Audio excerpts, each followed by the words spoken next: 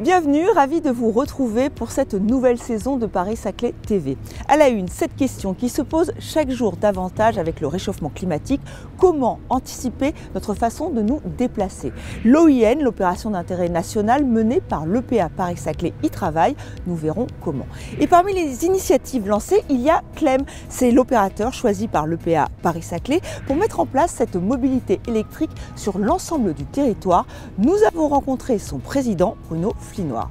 Le développement durable, il passe aussi par la revalorisation des terres excavées lors des travaux d'aménagement. Vous verrez comment on peut transformer ce limon inerte en terre végétale pour le réutiliser. À suivre les explications de Julien Monvoisin, il est chef de projet à l'EPA Paris-Saclay. Notre agenda, enfin, il est très vert, vous verrez, et ce sera à la fin de cette émission. Comment mettre en place une mobilité décarbonée, une mobilité durable? L'EPA Paris-Saclay et ses partenaires se mobilisent pour anticiper les usages de demain.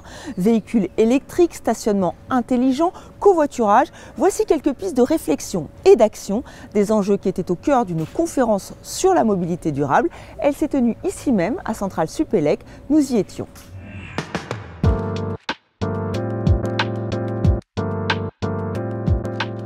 À l'occasion de la Semaine européenne de la mobilité, l'EPA Paris-Saclay a organisé 2 tables rondes réunissant des experts de la mobilité durable, des acteurs de la R&D ainsi que des opérateurs de mobilité pour débattre des usages de la mobilité d'aujourd'hui et des innovations de demain.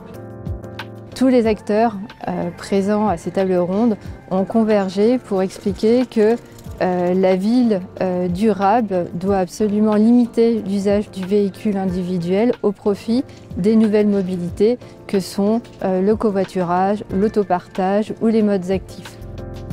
Pour que toutes ces nouvelles mobilités soient attractives et permettent demain à tout un chacun de les utiliser, il faut qu'elles s'insèrent correctement dans les espaces urbains pour faciliter les correspondances avec les transports en commun et que les aménagements soient suffisamment sécurisés pour justement encourager le changement de comportement.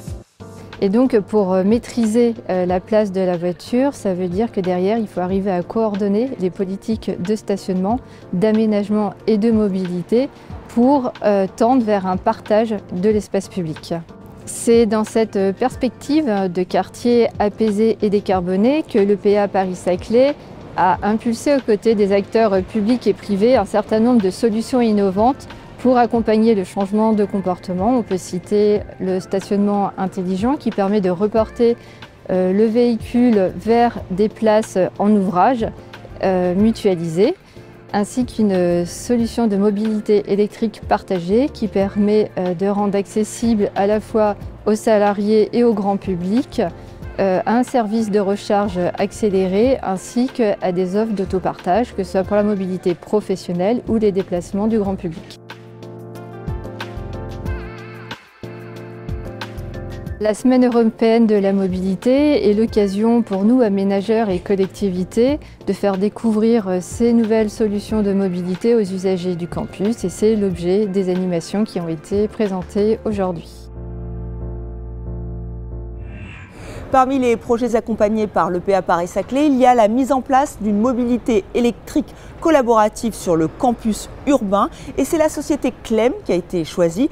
Clem qui propose un service d'autopartage, mais aussi un service de recharge électrique des véhicules. Le tout avec une seule et même application. Nous avons rencontré son président, Bruno Flinois.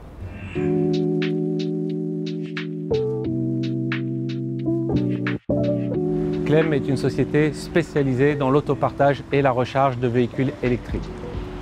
En 2022, nous avons remporté le contrat de concession du plateau de Saclay, un groupement de commandes avec les universités, la CPS, l'établissement public, pour promouvoir la mobilité électrique à l'échelle du plateau. Alors comment ça marche? Pour les utilisateurs, il faut s'inscrire sur le site clem.mobi. Une fois inscrit, on va pouvoir réserver un véhicule en autopartage après avoir mis son permis de conduire et avoir été validé. Pour la recharge, il suffit de s'inscrire aussi sur clem.mobi ou d'avoir un badge déjà d'un autre opérateur et de venir juste se recharger sur les bornes de charge. Le système de facturation est lié à la consommation horaire et kilowatts. Aujourd'hui, Clem est le seul acteur du marché à proposer à la fois de l'autopartage électrique et à la fois des services de borne de charge. L'intérêt est de promouvoir une mobilité décarbonée et partagée à l'échelle d'un territoire. À travers une seule application, les usagers peuvent trouver tous les services à leur disposition. Voir, s'inscrire, réserver, payer et voir leur bilan carbone.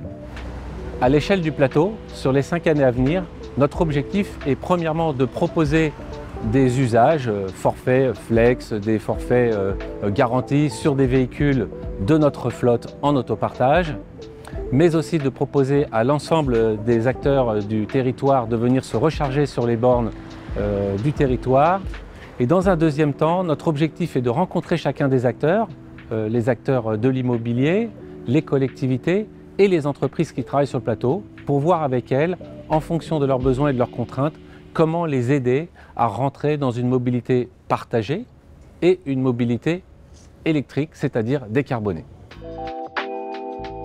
Donc nous avons 3 offres. Premièrement, une offre de positionner des bornes de charge pour leur compte, de positionner des voitures pour leur flotte et de partager les bornes de charge et les véhicules, soit en interne, soit avec le tout public, selon des règles définies par eux. Le campus de Paris-Saclay est une référence au niveau mondial, avec des acteurs variés et des besoins variés de mobilité. Ce campus est voué à se densifier énormément dans les années à venir et Clem est là pour accompagner ce développement tout en proposant une mobilité décarbonée et partagée. Pour démarrer la voiture, je mets le pied sur frein, j'appuie sur Start-Stop, je mets ma ceinture, toujours le pied sur le frein, je vais me mettre en position Drive, je retire le frein à main et je vous dis à plus tard.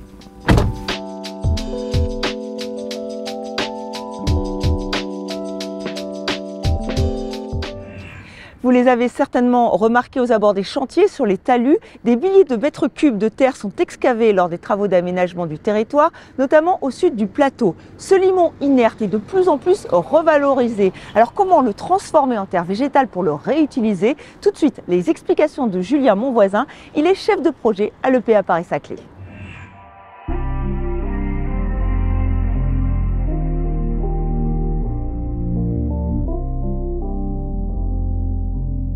L'établissement public d'aménagement Paris-Saclay génère un volume important de limon inerte issu des opérations de terrassement suite aux travaux d'aménagement que l'on mène sur l'ensemble des ZAC du Sud Plateau. Il était donc important de créer une filière de revalorisation de ces terres. L'opération consiste à caractériser ces terres donc en faisant des sondages pour s'assurer que les terres ne sont pas trop polluées chimiquement. Ensuite, on effectue un tri, on enlève les déchets, tout ce qui peut être déchets plastiques ou déchets externes apportés par des tiers. Une fois que le tri est effectué, on met en stock nos terres et on y ajoute du compost issu des déchets verts.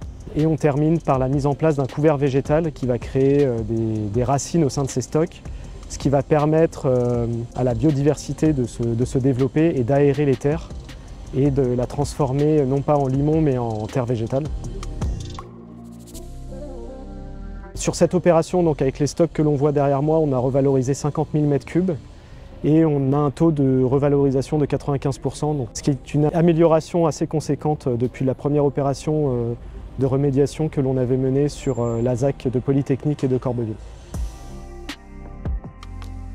En termes d'utilisation, ces stocks de terre, d'ici 2 à 3 ans, on aura à dispo de la terre végétale que l'on pourra utiliser pour nos aménagements sur l'ensemble des espaces publics, des 3 ZAC, et également, pourquoi pas, en proposer à des agriculteurs qui voudraient l'utiliser en terre agronomique, donc pour l'agriculture. On sait que cela va subvenir aux besoins, dans un premier temps pour l'aménagement de la ZAC de Moulon, de Corbeville et de Polytechnique. Mais avec un stock aussi conséquent, on arrivera aussi sûrement à en laisser aux collectivités à qui on va rétrocéder les espaces publics dans quelques années.